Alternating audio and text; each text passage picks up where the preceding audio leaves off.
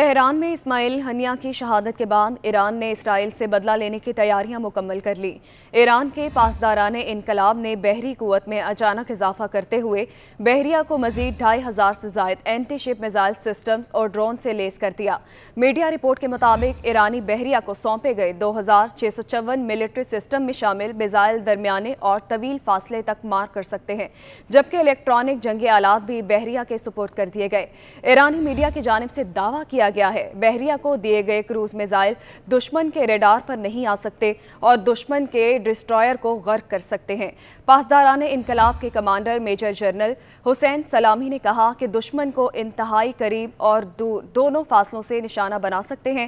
اگر ہم دشمن کو دور سے ہی کسی مقام پر روک نہیں سکتے تو پھر فطری طور پر مسئلہ ہماری سرحد پر ہوگا۔ میجر جنرل حسین سلامی کا کہنا تھا کہ آج کی دنیا میں سروائیو کرنے اور محفوظ رہنے کے لیے خود کو مضبوط کرنا پڑے گا یا پھر ہتھیار ڈالنے ہوں گے، بیچ کا کوئی راستہ نہیں۔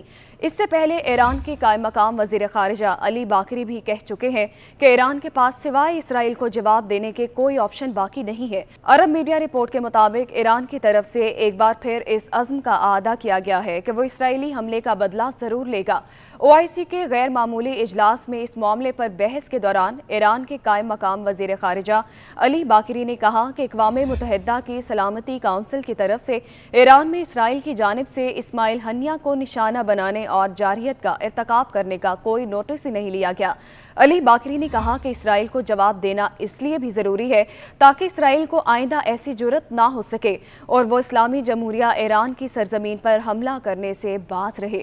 ایرانی وزیر خارجہ علی باقری نے یہ بھی کہا کہ امریکی آشرواد اور انٹیلیجنس کی مدد کے بغیر یہ ممکن ہی نہیں تھا، اس لیے تہران پر اس حملے کی ذمہ داری میں اور حملے میں امریکہ کے ملوث ہونے کو بالکل نظر انداز نہیں کر سکتے۔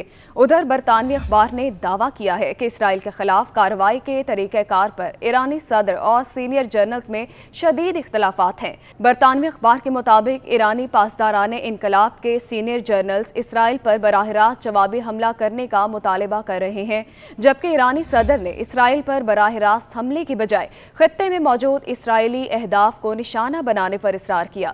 دوسری جانب اقوام متحدہ میں ایرانی مشن نے واضح کر دیا ہے کہ ایران کو دفاع کا قانونی حق حاصل ہے اور ایران کو حاصل حق کے دفاع کا غزہ جنگ بندی سے کوئی تعلق نہیں۔ ایران کے UN مشن نے اپنے ایک بیان میں کہا ہے کہ ایران کا رد عمل ممکنہ جنگ بندی کے لیے نقصان دہ نہیں ہوگا۔ بیان میں کہا گیا ہے کہ ہمارے رد عمل کا وقت اور انداز جنگ بندی پر اثر انداز نہیں ہوگا۔ ایران کی ترجیح یہ ہے کہ غزہ میں دیر بعد جنگ بندی ہو۔ جنگ بندی معاہدہ اگر حماس کو منظور ہو تو ایران کو بھی قبول ہوگا۔